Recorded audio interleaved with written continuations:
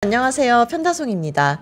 오늘 기분 좋은 오전 시간 보내고 계실 것 같은데요. 밥보다 투자 하나 힘차게 시작해 보겠습니다. 네, 안녕하세요. 빈센트입니다. 편다성 아나운서 계좌가 연일 빨간불을 하고 있다 보니까 제 계좌가요? 네, 아닌가요? 그렇진 않습니다. 아, 그래요?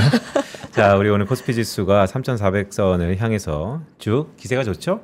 뭐 어쨌든 오늘은 전반적으로 뭐 국내 증시도 이따 시황 시간에 다시 한번 말씀드리겠지만 미국 얘기 좀 더 심도 있게 해보겠습니다. 데이터 센터와 전력 공급에 관한 얘기인데요. AI 붐으로 인해서 데이터 센터가 많이 늘고 있죠. 또한 최근에 오라클 주가가 33년 만에 최대치를 또 기록하기도 했고요. 전반적인 전략 부족 상태, 실제로는 얼마나 심각한 상황인지 두루두루 한번 살펴보도록 하겠습니다. 자, 다송 씨, 그나저나 이 편풋은 언제까지 ING 하는 거예요? 근데 이렇게 계속 가니까 이제 맞추기가 무서워졌어요. 아, 이제 맞추기가 무서워졌다. 아, 욕심을 버리면 뭐 계속 맞출 수 있다. 뭐 이런 얘기도 있는데. 하여튼 오늘 마감 시간에 오늘은 빈센트한테 물어봐도 되나요? 아니요. 어저께 한번 해보니까 네. 어려운 것 같습니다. 근데 부담감 장난 아니죠. 부담감 장난 아니죠. 네. 네. 자, 어쨌든 오늘은 역상 지점을 맡고 계시는 신찬호 과장과 함께합니다. 어서 오세요. 네, 안녕하세요. 반갑습니다. 신찬호 과장입니다. 우리 얼마 만이죠? 저 보니까 한 달 조금 더 지난 것 같습니다. 그러니까요. 벌써요? 네, 그렇게 지났네요. 오늘 전력 부족과 관련된 이야기 해주신다고 했는데 어떤 이야기 가지고 오셨나요? 아, 네. 뭐 최근에 이제 너무나 잘 아시는 이야기죠. 데이터 센터의 폭증으로 인해서 뭐 물론 뭐 GPU부터 해가지고 반도체, 하드웨어 이런 것들도 중요하지만 데이터 센터를 돌리기 위해서 가장 필요한 전력, 이 전력 수급을 어떻게 할 것인가에 대한 고민이 지금 빅테크들부터 시작해서 네. 전 세계적인 고민이잖아요. 그래서 뭐 신재생으로 돌아갔다가 다시 원전으로 오고 이렇게 지금 하고 있는 상황인데 지금 최근에 조금 전력을 수급하는 어떤 방법, 이게 새로운 게 또 하나가 좀 나타난 것 같아서 오늘은 그 관련된 좀 산업을 말씀을 드리고자 준비를 해봤습니다. 그러니까 시작하기 전에 전력 수급이 항상 뭐 초과 수요 상황이 지속된다라는 것은 많이 알려진 상황인데 신찬호 과장이 말씀하신 것은 전력을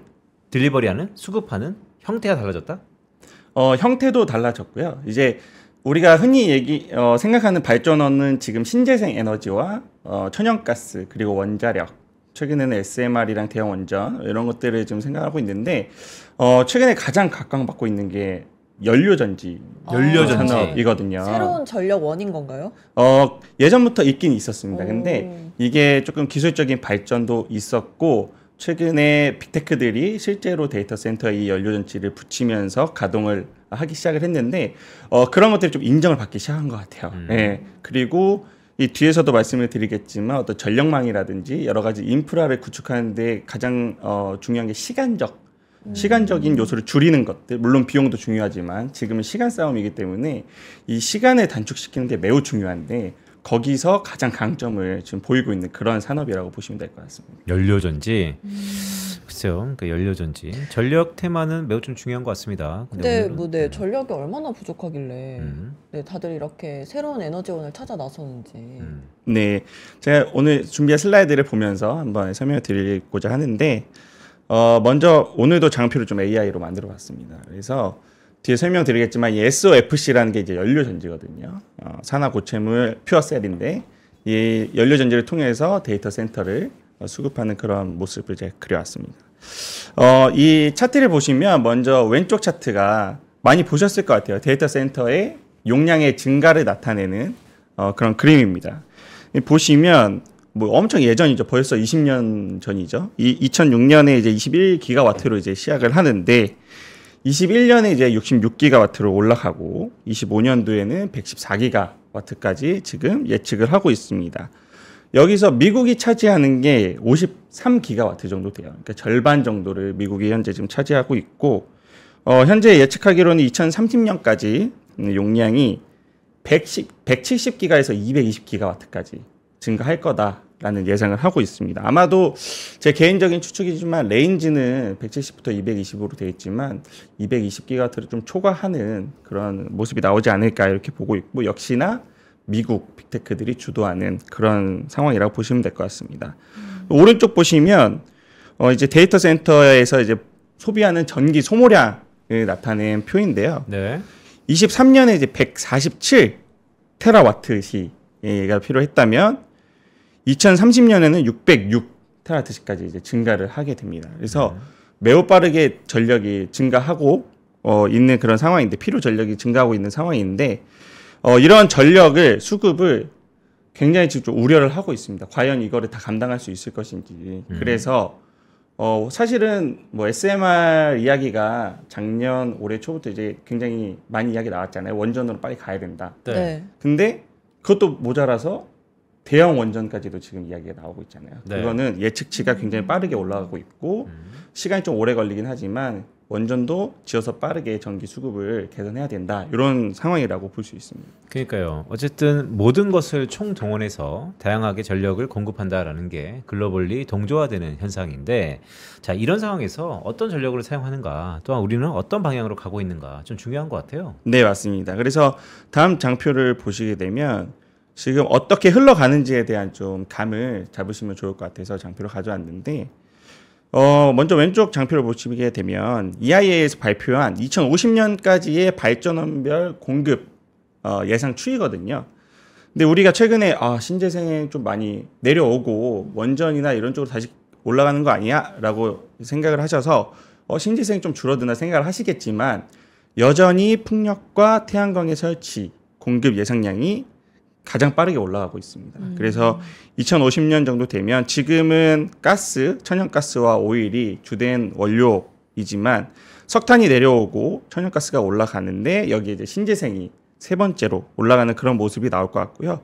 그 이후에 밑에 보시면 원전이라든지 아니면 수소, 아직 뭐 기술 개발이 조금 더 필요하지만 이런 발전들이 올라오는 그런 모습을 볼 수 있습니다.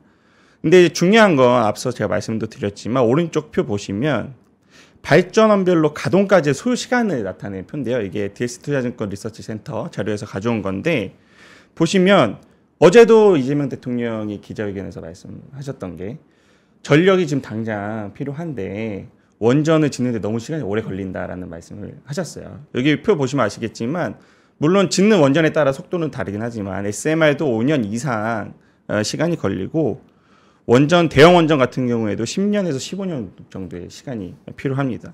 당장 30년까지만 해도 원전을 빠르게 지어서 전력 수요를 감당할 수 있으면 좋겠지만 그런 것들이 사실상 물리적으로 쉽지 않다. 그런 상황입니다.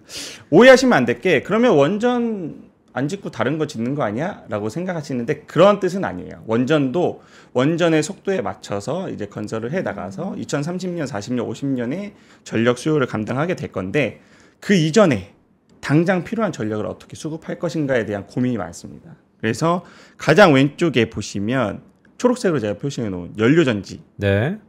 굉장히 시간이 짧아 보이지 않으신가요? 네. 태양광, 천연가스보다도 굉장히 지금 소요 시간이 짧은 그런 발전원이어서 최근에는 이 연료전지를 활용한 발전 수급을 지금 빅테크에서 주도를 하고 있다. 이렇게 보시면 될 것 같습니다. 근데 요즘 ESG 경영이다라고 해서 재생에너지, ESG 관련된 그런 친환경적인 에너지를 많이 키우려고 하고 있던 흐름도 있었잖아요. 네네. 근데 재생에너지가 한계가 있는 건가요? 모든 발전원들은 장점과 단점이 있어요. 예. 친환경 에너지 같은 경우에는 당연히 탄소 배출이 적기 때문에 그런 거에 대한 트렌드가 맞지만 아무래도 태양광 같은 경우에는 설치하려면 면적이 네. 필요하겠고 풍력 같은 경우에는 바람이 잘 드는 해안가라든지 산 등성이에 설치를 할 수밖에 없거든요.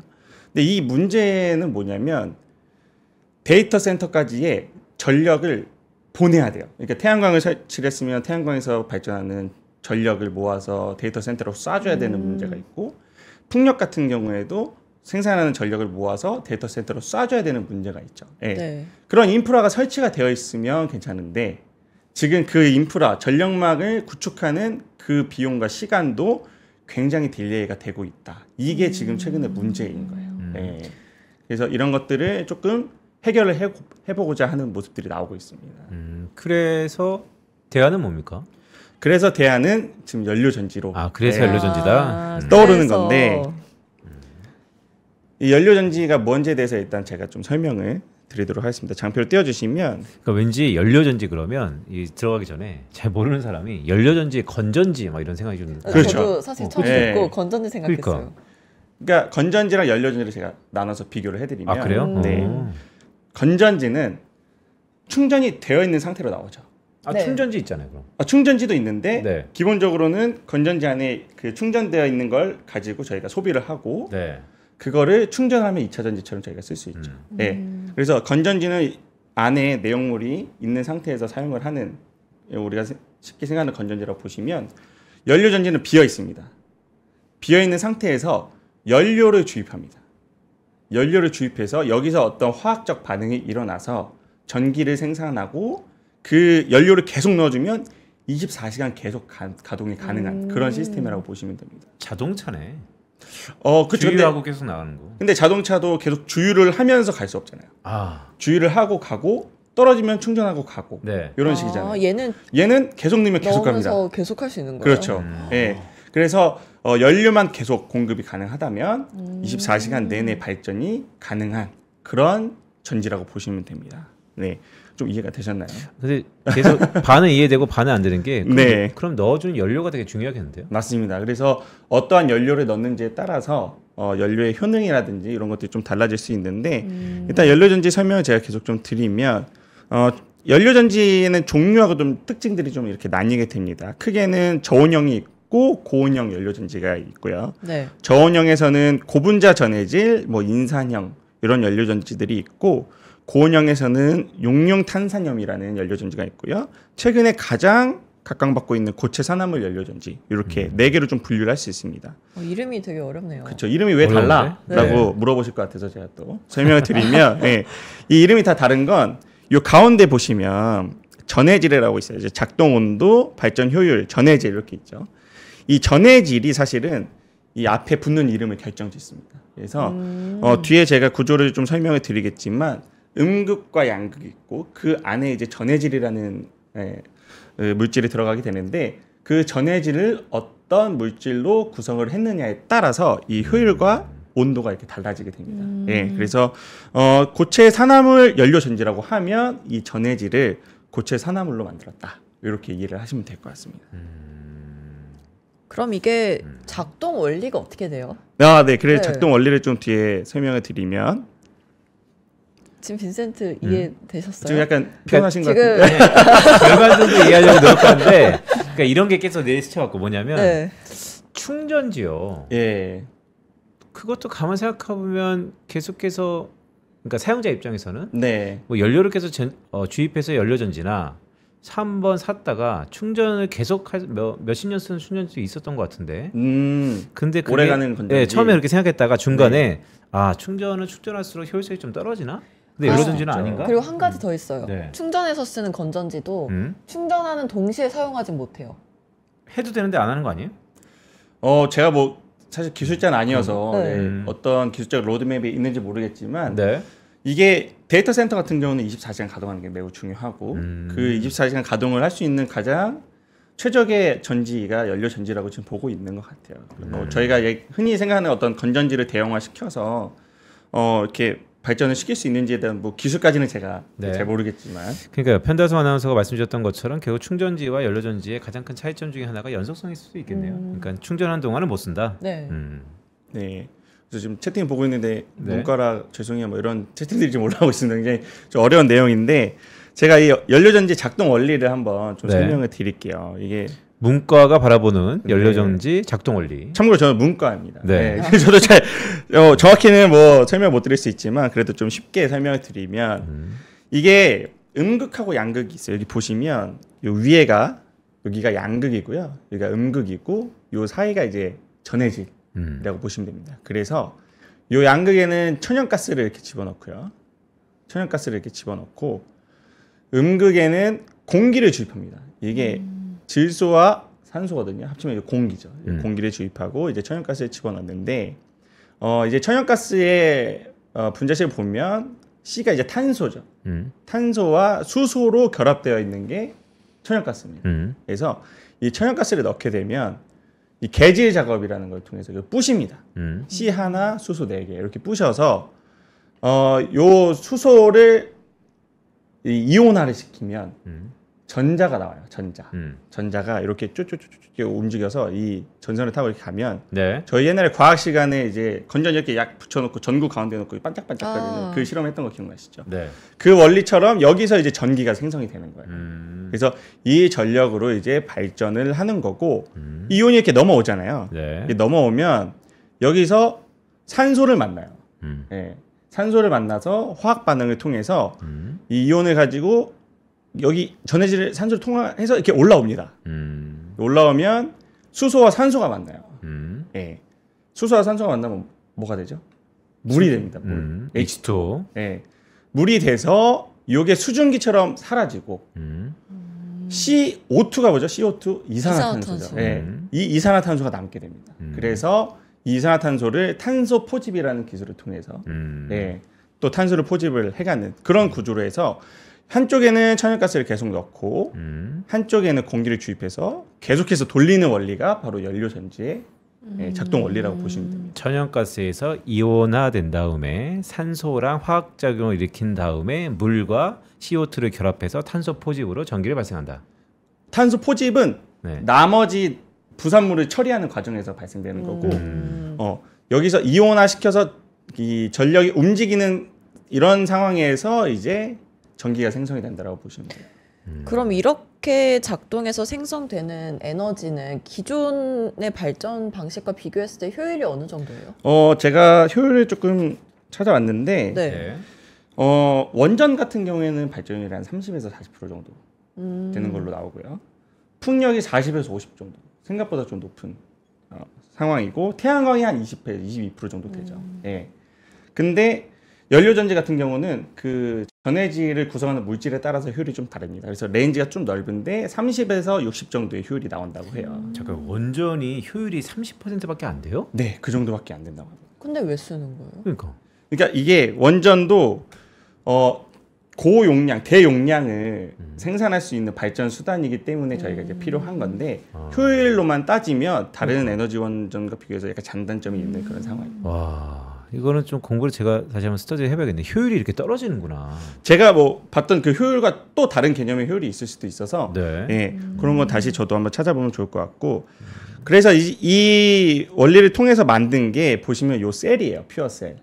예, 퓨어 셀이라는 게 만들어지고 요거를 쌓으면 스택이 됩니다. 예. 이제 모아서 가는 거죠. 그래서 스택을 또 쌓으면 모듈이 되는 거고요. 모듈을 만들면 비로소 저희가 돌릴 수 있는 에너지 서버 단으로 이제 나오게 됩니다. 그래서 요거를 또 여러 개 얼마나 많이 붙이느냐에 따라서 만들 수 있는 메가와트, 기가와트 용량이 달라지게 되는 거죠. 그래서 요런 원리로 연료전지 스택을 만든다고 보시면 됩니다. 그러니까 에너지 서버를 붙이면서 와트를 늘리는 건데 네. 잘 모르지만 붙이면 열 이런 것 때문에 효율이 더 낮아지는 거 아닌가요? 그런 문제도 분명 그러니까요. 있겠죠. 그래서 이제 효율이 점점 그래서 내려오는 내려간다. 예, 있을 거고요. 근데 그거를 냉각시켜주는 냉각시설 업체도 있지 않나요?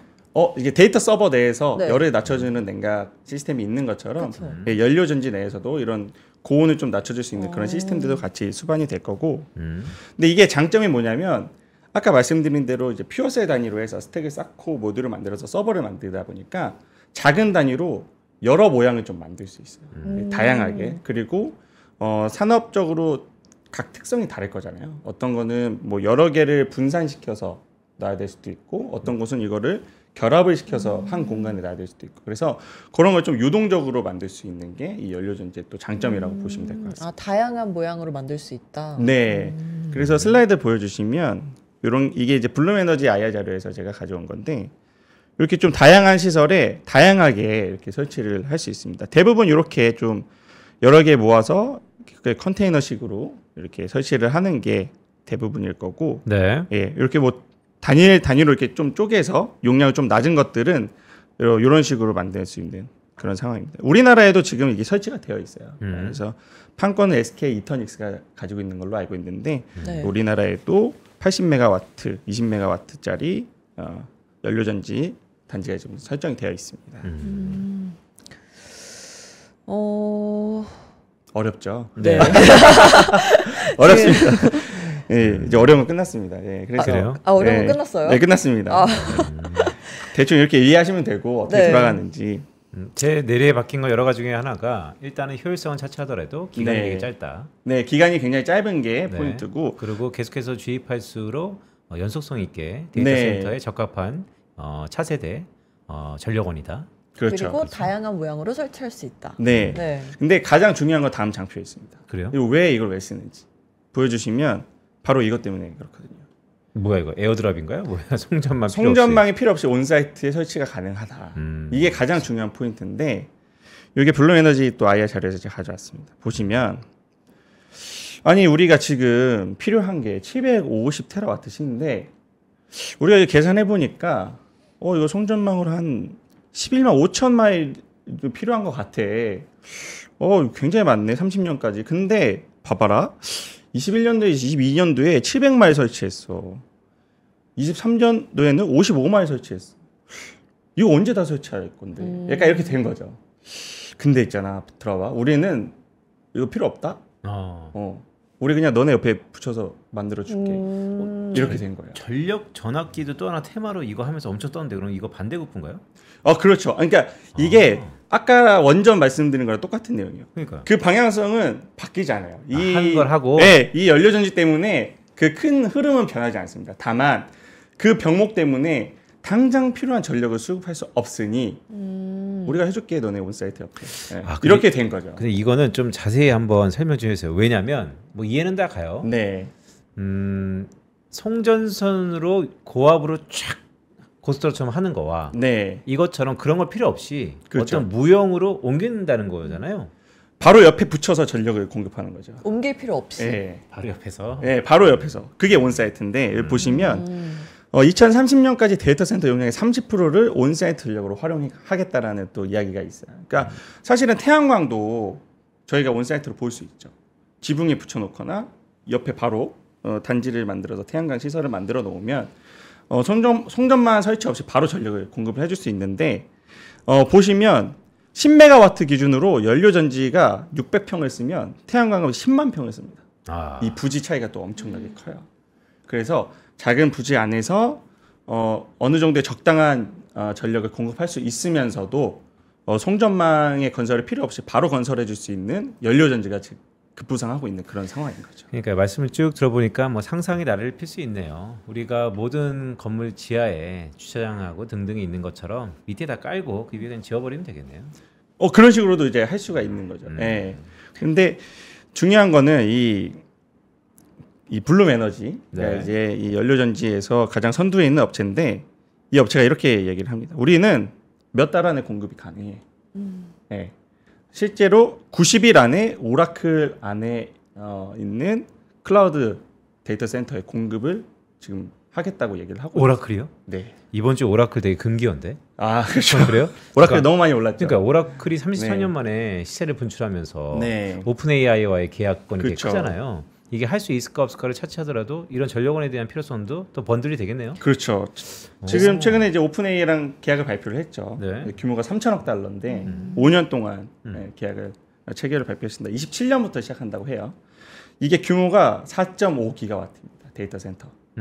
굉장히 많은 큰 규모인데 당연히 전력이 필요하겠죠. 그러니까요. 근데 갑자기 이런 큰 규모의 데이터 센터가 팍 나타났는데 전력은 당장에 공급이 안 될 수 있어요. 계속해서 짓겠지만. 근데 그래서 오라클 주가가 올랐을 때 블룸에너지 주가도 같이 오르지 않았나요? 맞습니다. 그래서 오라클이 그렇게 발표를 하고 나서 블룸에너지도 같이 상승을 했고 블룸에너지에 납품하는 국내 밸류체인들 그리고 국내에서 연료전지 사업을 하고 있는 업체들도 오늘도 주가가 굉장히 좋아요. 국내에서 연료전지 업체 있어요? 두산 퓨어셀, 범한 퓨어셀, 에스퓨어셀 이런 회사들이 퓨어셀. 이게 아까 말씀드렸던 전해질마다 그 특징이 다 다르다고 네. 했잖아요. 이 업체들도 전부 다 SOFC 연료전지를 하는 게 아니라 이제 각자 뭐 PMFC라든지 각자 하는 영역이 좀 다르게 있어요. 그래서 그 연료전지를 대안으로 해서 뭐 북미를 진출한다든지 국내에서 다른 전력원들을 대체할 수 있는 그런 영업 활동들을 지금 펼치고 있습니다. 네. 네, 그럼 국내 기업 중에 주목할 만한 기업 혹시 소개해 주실 수 있으신가요? 아, 네. 뭐 소개 전에 제가 장표 하나 더 있어서 네네. 하나를 더 설명을 드리면 그래서 지금은 전력을 공급하는 데 있어서 가장 중요한 포인트가 이 시간이다. time to power다라는 단어가 이제 생기게 됐습니다. 그래서 2030년까지 전력을 빠르게 해결하려는 니즈가 있는 그런 상황에서 보시면 데이터 센터에서 전력 중에 25년에서 28년까지 부족분이 36기가와트 정도 됩니다. 근데 지금 태양광, 풍력 굉장히 빠르게 설치를 하면서 이거를 수요를 맞추려고 하고 있지만 그런 게 역부족한 상황에서 이 연료전지가 떠오르고 있다. 이렇게 좀 정리를 할 수 있을 것 같습니다. 알겠어요. 일단 뭐 공부했습니다. 자, 그래서 오늘 같은 이런 시세가 분출한 장에서 그래서 기업이 뭡니까? 어떤 기업을 봐야 되는 거예요? 네, 그래서 제가 해외 기업 한 곳이랑 국내 기업 한 곳 이렇게 예, 가져왔습니다. 그래서 먼저 제가 앞서 계속 말씀드렸던 블룸에너지인데요. 제가 이거 자료를 만들 때 60불 정도 됐는데 어제도 올랐어요. 그래서 어제도 한 5%, 6% 이렇게 상승을 했는데 블룸에너지 같은 경우에는 고체 산화물 연료전지 전문 생산 업체라고 보시면 될 것 같습니다. 글로벌하게 이 연료전지에 있어서 가장 탑티어 업체라고 보시면 될 것 같고요. AI 데이터 센터, 그다음에 클라우드, 그다음에 산업 단지 같은 데 설치를 해서 전력하고 인프라를 제공하는 회사라고 보시면 될 것 같습니다. 이게 보시면 위에 다시 돌아가 보면 이 들어가는 원료가 다양하게 있습니다. 천연가스를 넣을 수도 있고요. 그다음에 아까 천연가스에는 탄소가 포함되어 있지만 순수 수소를 넣으면 나중에는 탄소 포집 기술이 필요 없겠죠. 그래서 수소를 넣을 수도 있고 바이오가스를 넣을 수도 있습니다. 근데 지금 블룸에너지에서는 천연가스를 주 원료로 해서 이 FFC를 돌리고 있고요. 대신에 주변에 천연가스 인프라가 있어야겠죠. 예, 그래서 천연가스가 공급이 되어야 가동이 가능한데 천연가스 인프라만 있으면 5개월에서 6개월 내 설치도 가능하다. 최근에는 90일 이내에 설치가 가능하다라는 이야기까지 나오고 있습니다. 그래서 전 세계 유일하게 메가와트급 연료 전지를 공급 가능할 수 있는 그런 업체라고 보시면 될 것 같고요. 현재까지 누적이 그렇게 크지 않아요. 1.5기가와트 정도 되는데 그 중에서 데이터 센터 양이 400메가와트 정도밖에 안 됩니다. 네, 크다면 클 수도 있지만 반대로 아직까지 성장할 수 있는 그런 가능성이 매우 높은 그런 업체라고 보면 될 것 같고요. 지금 캐파가 현재 1기가와트 정도 생산이 가능해요. 연간. 근데 얼마 전에 발표를 했죠. 26년 말까지 2기가와트로 증설을 계획한다. 아마도 오라클이나 빅테크들을 대응하기 위한 증설이지 않을까 이렇게 생각이 들고 있습니다. 그래서 여기 보시면 고객사들이 이렇게 다양하게 있어요. 그러니까요. 저희가 잘 고객사가 아는 꽤 다양하네요. 구글, 뭐 오라클 당연히 있고 어도비, IBM, 인텔, 마이크로소프트 여기 다 우리가 아는 빅테크들이 다 있습니다. 그래서 이런 데이터 센터나 클라우드 서비스를 제공하는 업체들이 주요 업체라고 보시면 될 것 같고요. 그 밑에도 컨슈머 리테일 뭐 업체들이라든지 텔레콤, 미디어, 아니면 산업이나 이런 것들에도 다양하게 지금 적용이 돼서 납품을 하고 있는 거고요. 아마 이 데이터 센터나 클라우드 서비스는 메가와트급의 큰 용량이 들어갈 거고 요 밑에 업체들은 사실은 그렇게 큰 용량이 들어가진 않을 거예요. 그러니까 스택이나 모듈을 이렇게 조립을 해서 용량이 크진 않지만 다양한 산업군에 이렇게 적용이 가능하다. 이렇게 보시면 될 것 같고요. 이건 죄송합니다. 이거 제가 오타가 이렇게 있는데 네. 실적 구글 글래스 네, 방송에서 하신 네. 거 아닌가요? 잠깐 리뷰 드리면 오늘도 SK증권에서 네. 인덱스 리포트가 나온 걸 네. 제가 알고 있는데 네. 갑자기 이게 아니요. 그때 빠지는데. 구글 글래스 이후에 네. 꽤 많이 여의도에서 다루더라고요. 그렇죠. 예. 지금 그래서 메타가 이제 3분기에 발표를 예상하고 있고 어젠가요? 그제 아마존이 AR 글라스 또 진출한다고 이제 이야기를 했죠. 그래서 그 트렌드는 이제 변함이 없습니다. 그리고 제가 그때 말씀드렸던 기업들의 주가도 계속해서 우상향을 하고 있어서 잠깐- 그때 이후로 얼마나 YTD가 올랐어요? 대략? 제가 그때 말씀드렸던 종목이 사피엔 반도체라는 네. 종목인데 제가 정확히 몇 프로 올랐는지는 네. 봐야겠지만 그래도 한 20-30% 정도는 오르고 있어요. 네. 그 주에 바로 많이 올랐었는데. 네, 그제 오르다가 좀 조정이 나오고 오늘 아마 52주 신고가를 간 걸로 제가 알고 있습니다. 그러니까요. 네. 살 걸. 아직 안 샀어? 네. 그래서 방송 못 보신 분들은 있잖아요. 또 3프로 TV 있죠. 들어가시면 네. 방송 있으니까 아카이빙 돼 있습니다. 보시면 좋을 것 같고요. 그래서 글래스 제품은 그렇고 요거는 이제 블룸에너지의 실적 발표 자료입니다. 그래서 매출액 성장이 계속해서 이렇게 가파르게 성장하고 있고 뭐 26년 말까지 증설을 2기가와트까지 계획을 하고 있지만 제 개인적인 추측으로는 증설을 계속할 가능성이 매우 높다 이렇게 보고 있습니다. 그래서 매출 성장이 더 가파르게 좀 올라올 수 있다라고 볼 수 있고요. 블룸 에너지 말씀하셨던 것처럼 되게 긍정적인 것도 많은데 네. 사실 시장의 성장성이나 앞으로 가야 될 방향성에 대해서 이견이 있는 사람은 거의 없는 것 같아요. 하지만 그렇다 한들 우리가 주가는 또 다른 측면이 있잖아요. 맞습니다. 네. 밸류에이션도 봐야 되고 네. 지금의 주가의 수급도 봐야 되고 맞습니다. 그런 측면에서는 어때요? 그런 측면에서는 블룸 에너지가 굉장히 많이 올라왔죠. 네. 이 보시면 실적을 보면서 말씀드리면 이 흑자 전환을 하고 나서부터 블룸 에너지가 바닥에서 굉장히 많이 올라와서 사실은 좀 주가적으로는 부담이 있을 수는 있어요. 그래서 우리 프로그램이 사실은 종목을 추천하는 프로그램은 아니고 네. 공부를 하자라는 취지이기 때문에 제가 가져온 건데 어쨌든 이 산업은 계속해서 발전할 거고 블룸 에너지의 경쟁력은 이렇게 앞서 나가고 있는 상황인데 주가는 많이 올라와 있으면 조금 한 턴 기다리셨다가 보시는 것도 저는 좋다라고 보고 있습니다. 그래서 여기 보셨겠지만 PER 높은 것도 조심을 하셔야 되는 것도 맞고 주가가 지금 이격이 많이 벌어져 있을 거예요. 이제 많이 올라와 있어서 그래서 그런 측면에서는 주가 측면에서는 조금 천천히 보셔도 좋을 것 같다라고 생각이 들지만 이 산업적으로는 측면에서 봤을 때는 성장성이 매우 높고 블룸 에너지가 매우 잘하고 있기 때문에 이 기업을 한번 공부를 해보시면 도움이 되실 것 같다라는 취지에서 가져왔습니다. 그러니까요. 완전히 핫한 성장성이 있는 섹터에 있기 때문에 그럴 수밖에 없는데 어쨌든 블룸 에너지가 1년 사이에 500% 이상 네, 많이 상승한 올랐습니다. 상황이죠? 네. 그럼에도 저는 성장성이 있다고 보고는 있습니다. 야수의 심장을 갖고 있는 편 어때요? 500% 올랐어 1년 동안. 저는 아직 야수가 아닌가 봐요. 오케이. 네, 시청자분들께서 나름 네. 판단하시면 좋을 것 같다라는 생각 들고요. 자, 그럼 국내는요? 네, 일단 블룸 에너지 좀 쉬어갈 것 같네요. 전다성 아나운서께서 네. 네, 좀 쉬어가면 좋게 그때가 보시는 살 때다. 분들은 그때 네. 매매하시면 좋을 것 같고 국내에서는 사실은 앞서 말씀드렸던 두산 퓨어셀, 범한 퓨어셀, 이제 퓨어셀을 하는 업체들 같이 좀 주목받으면서 주가가 올라가고 있는데 아무래도 제가 해외에서 가장 좋게 보는 블룸 에너지에 납품하는 업체들 밸류체인을 좀 보면 좋을 것 같아서 그 밸류체인 안에 있는 비나텍이라는 업체를 또 소개를 드리려고 가져왔습니다. 네. 그래서 이 회사는 제가 자료 작성할 때 시가총액이 한 3천억 정도 됐고요. 가격으로는 한 5만 원에서 5만 1천 원 정도 지금 움직이고 있습니다. 일단 실적 좀 먼저 전망치 말씀드리면 올해 매출액이 810억에 영업이익이 20억 정도 돼요.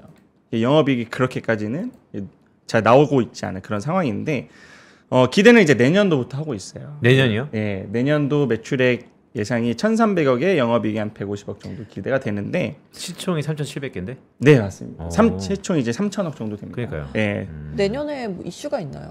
이슈가 뭐냐면 본격적으로 블룸 에너지 향으로 납품이 이제 들어가기 시작. 아, 내년부터요? 올해 이제 계약 체결이 이미 기사화돼서 네. 올해부터 들어가고 내년부터 물량이 좀 본격화되는 것 같아요. 수익적 완전히 밸류체인이네요? 네, 수직 밸류체인이고 제가 체크하기로는 이제 부정확할 수도 있지만 솔벤더로 지금 알고 있어요. 근데 어떤 제품을 납품하는지 저희가 봐야겠죠. 그래서 이 회사 같은 경우는 연료 전지에 들어가는 아이템이 20% 정도 되고요. 그 다음에 슈퍼캐패시터라는 슈퍼캡이라는 제품이 있습니다. 이게 우리가 흔히 아는 그냥 콘덴서 생각하시면 좋을 것 같아요. 여기 이제 삐죽삐죽 나와 있는 이게 이제 콘덴서랑 비슷하게 생겼죠. 그래서 콘덴서인데 고효율, 고출력이 가능한 콘덴서다라고 이해하시면 좋을 것 같고 요 매출이 이제 80%예요. 근데 이 매출이 블룸 에너지 향으로 들어가는 매출의 일부가 여기로 들어가는 겁니다. 예. 그래서 이 블룸 에너지가 연료 전지를 설치를 하면 네. 그 전기가 생산이 될 거잖아요. 그러면 전기를 바로 보낼 수도 있지만 이 슈퍼 캐패시터를 이렇게 설치를 해놓고 여기 이제 전류를 흐르게 해서 이게 약간의 어떤 비상 발전 전력처럼 저장 장치. 저장 장치를 만들어 놓는 거예요. 요거를 이제 슈퍼 캐패시터로 만드는데 이게 장점이 뭐냐면 데이터 센터 같은 경우에는 갑자기 고출력이 필요할 수도 있어요. 고용량의 전기가 갑자기 확 필요할 수 있는 그런 상황이 있습니다. 과부하가 될 수도 있고 GPU가 빠르게 돌아갈 수 있고 그러면 일반 전지는 그거를 대응하기가 좀 어렵다고 해요. 근데 이 슈퍼 캐패시터는 특성상 그 고출력을 이겨낼 수 있는 그런 특징이 있다고 합니다. 그래서 연료 전지에 따라서 들어가는 제품인 거예요. 반대로 얘기하면 블룸 에너지가 이제 오라클 쪽으로 이렇게 납품이 점차 늘어나게 되면 네. 당연히 이 캐패시터 물량도 음. 비례해서 늘어난다. 완전히 이해했는데 그럼 주가 측면에서 비나텍이 블룸에너지의 매출 익스포저가 얼마나 돼요? 지금 여기 보시면 80% 슈퍼캡의 80%가 슈퍼캐패시터 매출이고요. 네. 이 제가 체크하기로는 이게 베트남 공장에서 나가는 걸로 알고 있고 그 베트남 공장에서 총 캐파의 20%를 블룸에너지 향으로 대응을 한다라고 알고 있습니다. 그럼 러프하게 한 16% 정도 되는 건가요? 그렇죠. 16에서 한 뭐 20% 정도 되는데 네. 최근에 여기 증설을 지금 하고 있어요.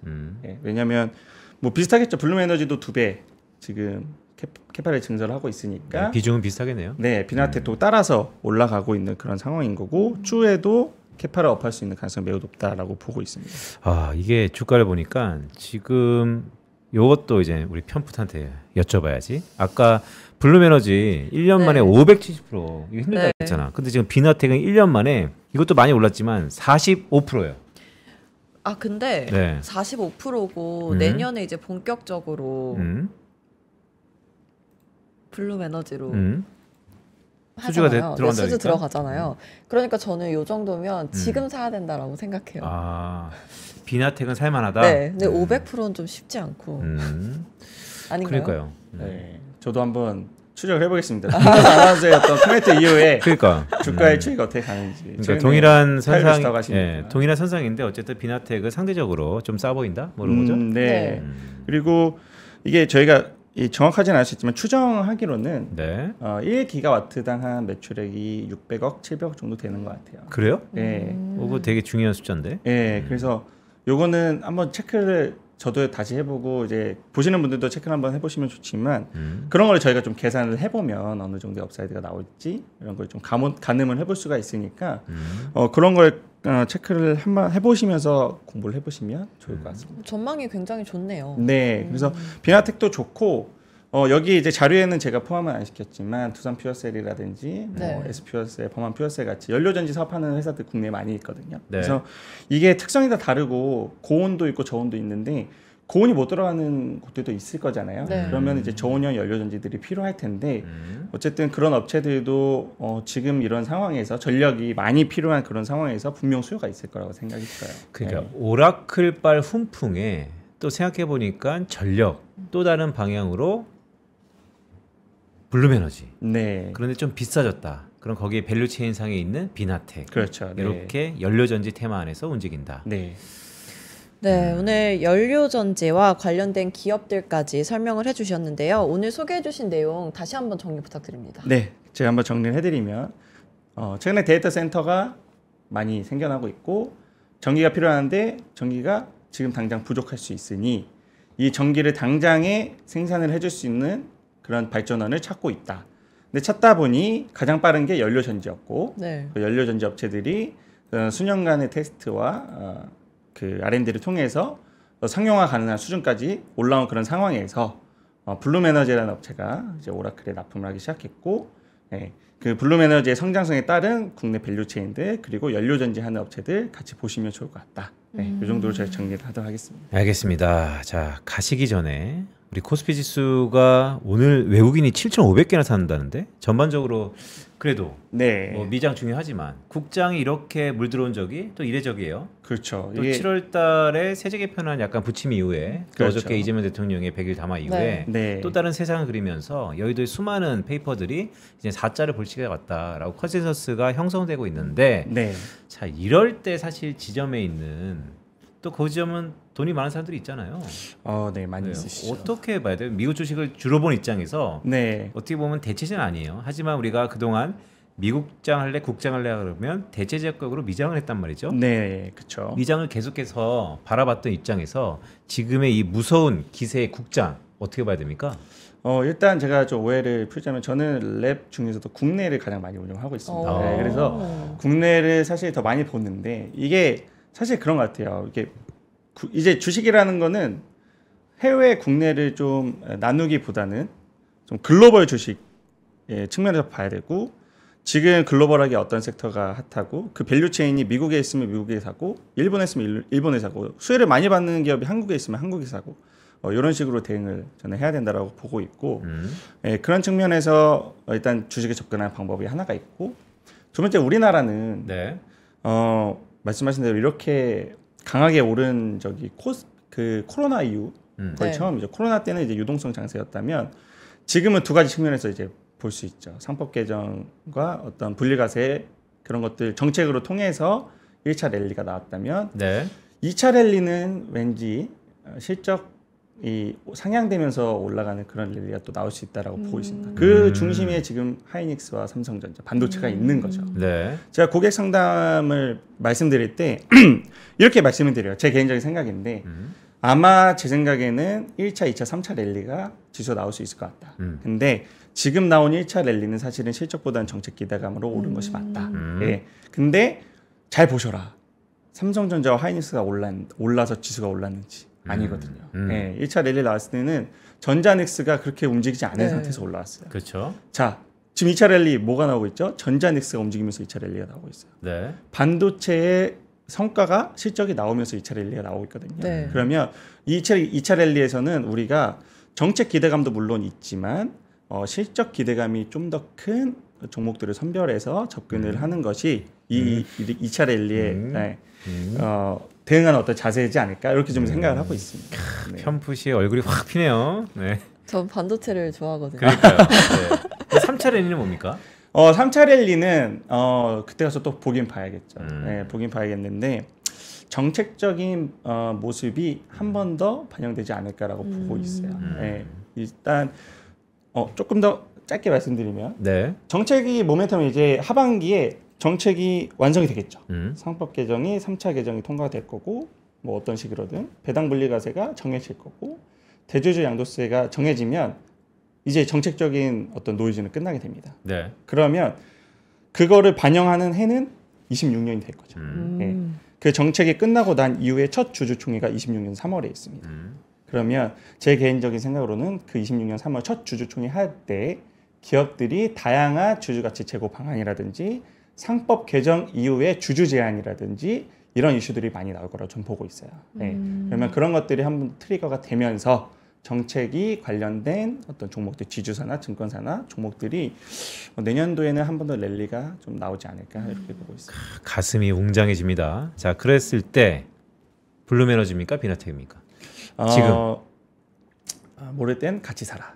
같이 살아. 그래서 국내와 해외 비중을 잘 나누시고 네. 종목도 섹터별로 종목별로 잘 분산을 해서 대응을 하시면 좋겠습니다. 현명한 답변이. 그러니까요. 네. 네, 우문현답. 네, 좋은 얘기입니다. 다 사야죠. 자, 오늘 신찬호 과장과 데이터 센터 전력 공급 아시와 연료전지 투자에 대해서 알아봤습니다. 다음번에도 좋은 내용 부탁드립니다. 시장 차장이었습니다. 고맙습니다. 네, 감사합니다. 네, 이어지는 다음 코너는 마켓 이슈 하나하나 시간인데요. 잠시 광고 듣고 다시 돌아오겠습니다. 부장님, 요즘 입맛이 통 없어요. 왜? 요즘 투자가 다 안 되나 봐? 제가 산 것만 떨어져요. 어떻게 하죠? 그렇다면 밥보다 투자 공부해보는 건 어때? 매일 오전 11시 남들보다 한 발 앞서가는 당신을 위한 든든한 투자 정보가 찾아옵니다. 지금 꼭 사야 할 핵심 종목과 시장의 향방에 대한 명쾌한 예측, 미리 준비해야 할 투자 트렌드까지 꾹꾹 눌러 담아드립니다. 밥보다 더 든든한 계좌를 원하세요? 밥보다 투자 하나, 많은 시청 부탁드립니다. 남다른 수익을 원하세요? 한 발 더 앞서가고 싶으세요? 시간은 없고 매일 둘이 뭉실한 정보만 주는 투자 방송에 지치셨나요? 점심시간 딱 1시간만 더 투자해보시는 건 어떠세요? 진짜 돈 되는 정보, 진짜 투자하는 사람들의 이야기를 들려드립니다. 매일 오전 11시 남들보다 한 발 앞서가는 당신을 위한 든든한 투자 정보가 찾아옵니다. 지금 꼭 사야 할 핵심 종목과 시장의 향방에 대한 명쾌한 예측, 미리 준비해야 할 투자 트렌드까지 꾹꾹 눌러 담아드립니다. 밥보다 더 든든한 계좌를 원하세요? 밥보다 투자 하나, 많은 시청 부탁드립니다.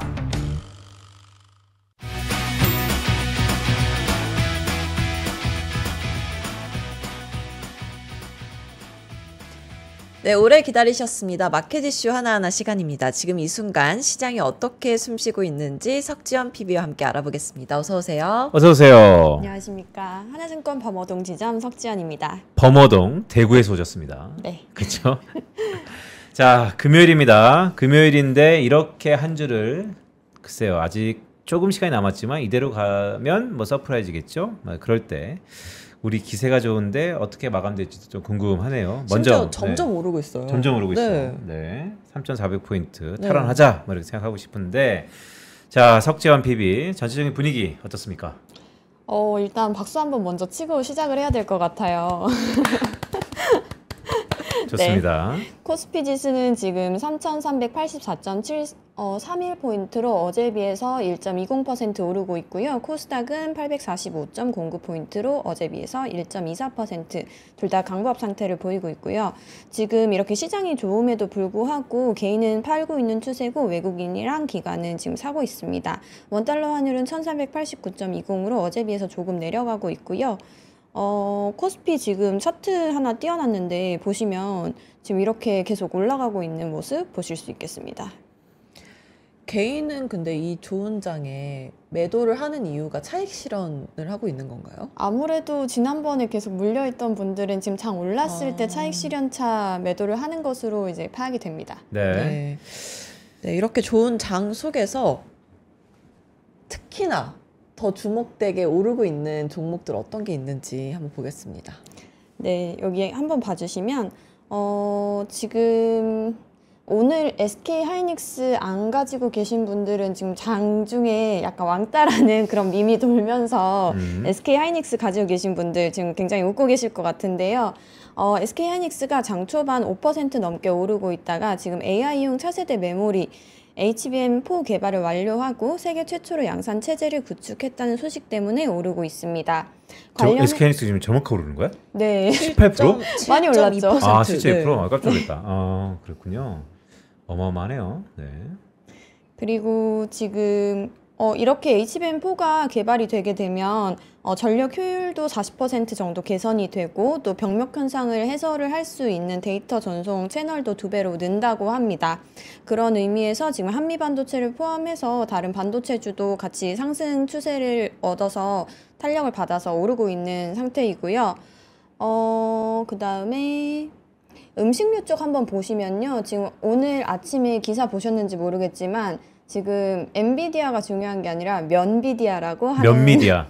네, 그런 기사가 떴습니다. 네. 오늘 음식료 업종 전반 강세를 보이고 있고요. 농심이나 삼양식품, 오뚜기 등의 라면 3사가 해외 실적 기대감과 캐대연 협업 효과로 연일 급등세를 이어가고 있습니다.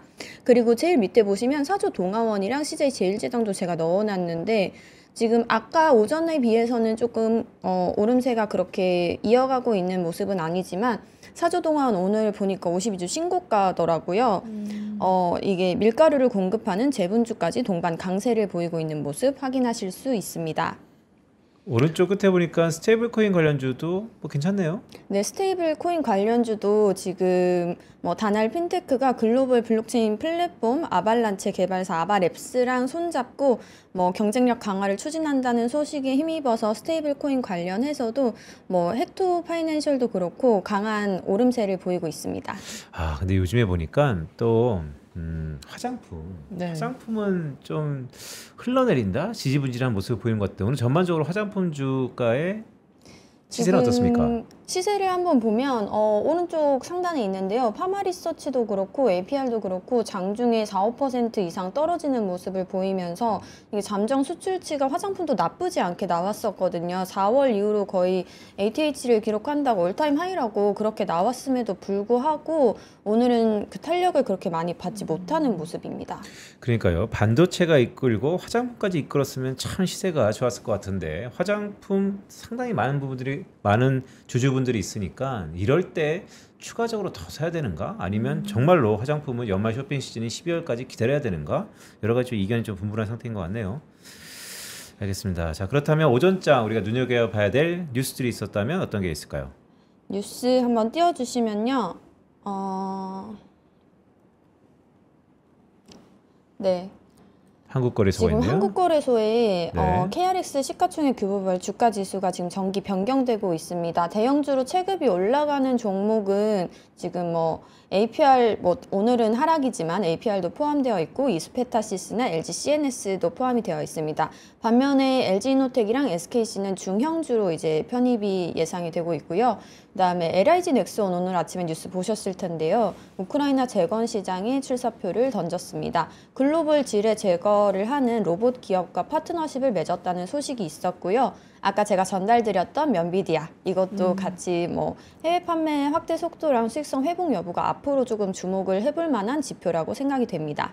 마지막으로 나우로보틱스는 K-휴머노이드 연합 신규 참여 기업에 선정이 되면서 오늘도 제가 아까 보여드리지는 못했지만 시세가 나오고 있었습니다. 나우 로보틱스 차트 한번 보여줄래요? 아까 저가 잠깐 놀랐던 게 아까 그 차트 띄고 있었죠. 한 18% 이렇게 오르고 있던데. 네. 그래갖고 내가 그게 하이닉스냐고 깜짝 놀랐던 거야. 아까 왜 왼편에 말씀하시면서 네네. 나왔었거든. 그래갖고 자 나우 로보틱스 차트 한번 좀 보여주세요. 아까 왼쪽에 좀 띄어 있는 것 같은데.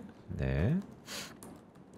오늘 꽤 시세가 분출하는데 최근 로봇주 관련돼서 이런저런 얘기가 좀 많았잖아요, 우리가.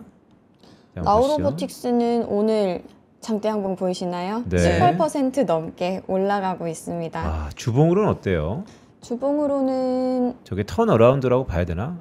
아니, 주봉으로- 월봉으로 봐야 될까요? 네. 월봉으로 한번 볼까요? 월봉으로 보면 아직은 조금 부족하지만 주봉으로 보면 조금 올라가고 있는 그런 가격을 다지는 단계라고 보셔도 될 것 같습니다. 네. 네, 오전장 이슈까지 함께 살펴봤는데요. 혹시 오늘 좀 하락하고 있는 종목들도 있을까요? 하락하고 있는 종목 당연히 있죠. 오늘은 원전 관련해서 이게 주가가 많이 좋지가 않습니다. 지금 뭐 성광밴드나 태광 이런 원전으로 엮이는 그런 피팅 업체들은 물론이고 BHI가 조금 하락을 하고 있고요. 이재명 대통령이 신규 대규모 원전 건설에 대해서 실현 가능성이 많지 않다라는 입장을 밝히면서 관련 아하. 종목이 약세의 흐름을 보이고 있습니다.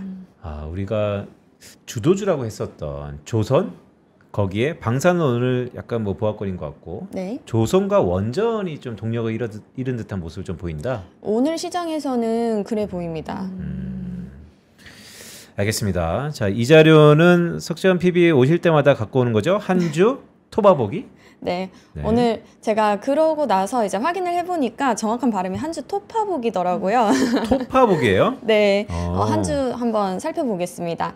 이번 주 주요 이슈 중에 뭐 오라클이나 뭐 100일 기자회견은 제가 빼놓을 수가 없을 것 같아서 말씀을 드리면요. 오라클은 한마디로 표현을 하면 숫자는 과거를 보이고 주가는 미래를 보였다라고 표현을 할 수 있겠습니다.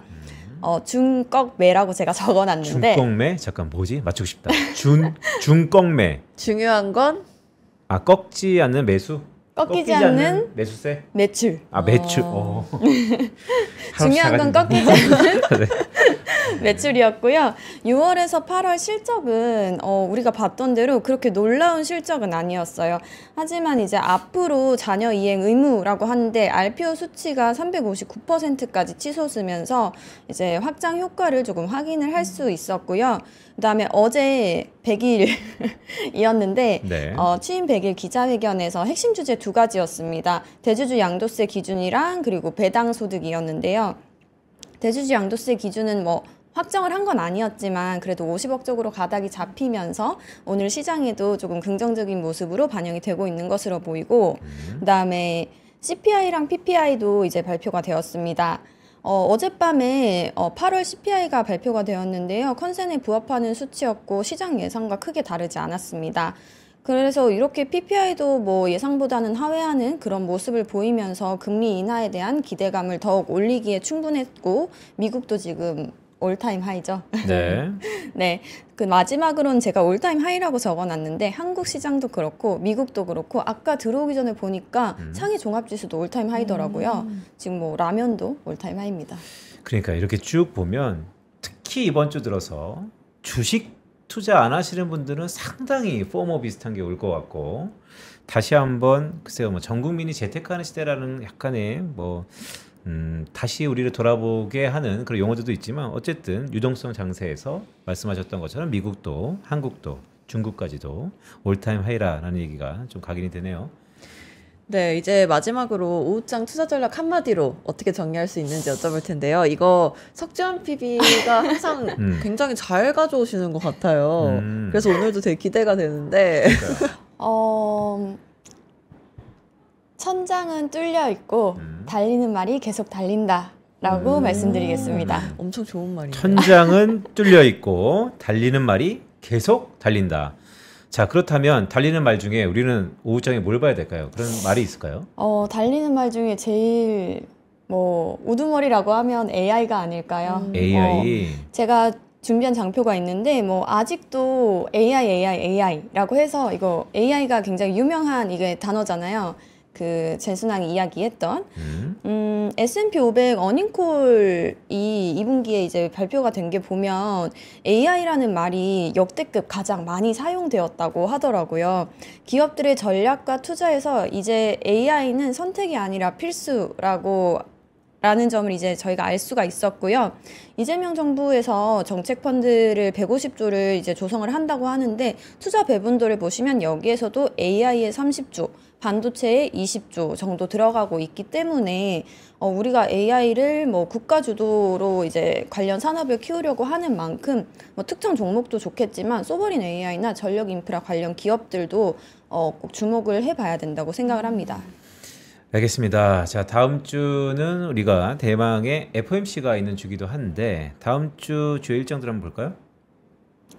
다음 주 주요 일정은 9월 15일에 월요일에 FOMC 전에 유럽 당뇨병 학회가 이제 예정이 되어 있습니다.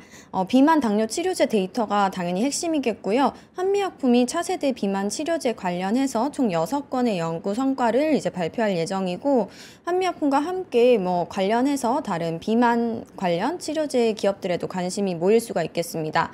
아까 다날 포함해서 스테이블코인 관련주 말씀드렸는데요. 기재부랑 하느니 공동으로 CBDC 사업 설명회가 이제 월요일에 예정이 되어 있습니다. 나아가서 디지털 자산 생태계 주도권을 누가 지느냐에 대해서 중요한 테마가 될 수 있기 때문에 한번 말씀을 드렸고요. 화수목금은 제가 따로 말씀드릴 게 없이 계속 기준금리를 결정하는 이런 회의들이 이어질 예정입니다. 17일에는 이제 한국 시간에 3시로 이제 기준금리가 결정이 되어서 발표가 될 예정이고요. 네. 목요일에는 BOJ에서 금융정책 결정회의가 있고 금요일에 우리 한국 시간으로 12시 딱 방송 끝나는 시간에 이제 기준금리가 결정된 게 발표가 될 예정입니다. 네, 근데 어제랑 그저께 나오신 분들이 이 FOMC를 전후로 해서 조금 지수가 변동성이 있을 거다라고 말씀을 해주셨는데 이제 휴일도 길게 있잖아요. 석지원 PB는 어떻게 생각하시나요? 저 또한 FOMC가 지금 기대감이 너무 많이 반영되었다는 것도 동의를 하는 바고요. 이게 페드에서 기준금리가 결정이 되었을 때 지금 50bp 안 내리면 25bp는 너무 당연하다고 생각을 해서 세론이 좀 일어날 수도 있을 것 같습니다. 추석 전에 장이 빠지는 일이 종종 있어 왔던 일이잖아요. 근데 지금 기준금리가 결정되는 그 시점이랑도 맞물리면서 주식시장이 단기적으로는 하락을 할 수도 있겠다라는 생각입니다. 알겠습니다. 자, 9월 17일 수요일이죠. 미국의 9월달 기준금리를 결정하는 FOMC가 시작되고요. 우리 한국 시각으로는 9월 18일 새벽 3시에 결과물을 받아볼 수 있다. 자, 석지원 PB는 이번 주 나왔던 다양한 시황맨들이 얘기하는 것처럼 세론 가능성도 있으면서 늘상 추석 때 현금 확보에 대한 이벤트로서 활용을 했다라는 말씀까지 주셨습니다. 자, 범어동에서 저희 격주로 오고 계시는데요. 오실 때마다 게시판 뜨겁습니다. 네. 네. 대구는 역시 사과가 좋은 것 같다는 생각이 드네요. 자, 오늘 범어동에서 오신 석지원 PB였습니다. 고맙습니다. 감사합니다. 자, 왔어요. 네. 네, 결정하세요. 다음 주 어떨 것 같습니까? 15일이죠. 다음 주 월요일은 FOMC 전이잖아요. 그래도 네. 한 번 더 갑니다. 한 번 더 간다. 야, 이렇다면 코스피가 3,400포인트는 훌쩍 넘어서 다음 주 주초를 맞이할 것 같다라는 우리 편풋의 생각입니다. 여러분, 저희 편다성 아나운서가 저희가 웃자라고 해서 계속 파울풋이 아니고 편풋이다라는 말씀 드렸는데 이러시니까 너무 네. 부담돼요. 더 부담 주라고 하는 거예요. 열흘 내내 지금 맞추고 있습니다. 자, 이럴 수가. 네, 저희 같은 애널리스트 많이 경각심을 갖고 편풋을 따라가야 된다라는 생각도 드네요. 네, 그리고 저희 이벤트가 계속 진행 중이잖아요. 네. 고정 댓글 오늘은 아직 안 올려주셨는데 고정 댓글 보시면 링크가 있습니다. 이 링크 통해서 들어가셔서 투자 고민이나 질문을 남겨주시면 저희가 매주 5분을 추첨해서 본도시락 1만 원권 기프티콘을 보내드리고 있습니다. 오늘도 당첨된 5분에게 저희가 기프티콘 보내드릴 거니까요. 다음 주도 많은 관심과 참여 부탁드립니다. 네, 오늘 밥보다 투자 하나는 여기까지고요. 저희는 다음 주에 더 알찬 내용으로 돌아오겠습니다. 고맙습니다. 고맙습니다.